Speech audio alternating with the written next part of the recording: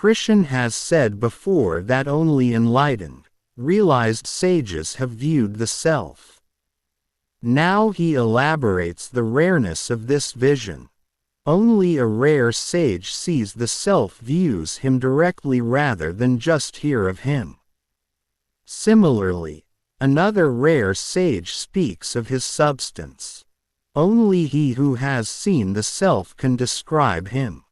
Yet another rare seeker hears him as a wonder, for even hearing the voice of the self is not possible for all because it is meant only for men of high spiritual attainment.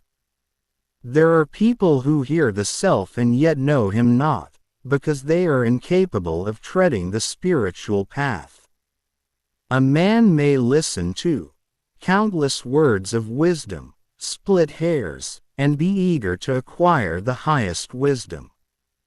But his attachments are possessed of irresistible might, and after only a short while he finds himself reversed to worldly business. So at last Lord Krishna gives his verdict.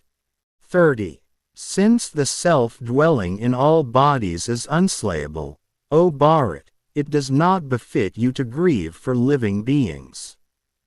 Arjun ought not to mourn for living beings because the self, in whatever body he is, can be neither slain nor pierced through.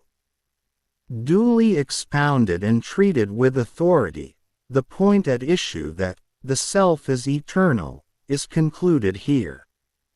But there arises another question at this point. How to realize and fulfill the self?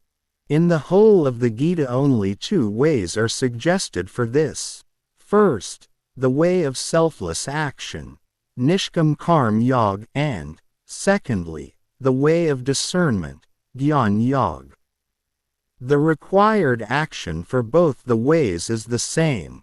Stressing the necessity of this action, Yogeshwar Krishna says, 31. In view of your own dharma, 2. It is unworthy of you to fear, for there is nothing more propitious for a Kshatriya than a righteous war.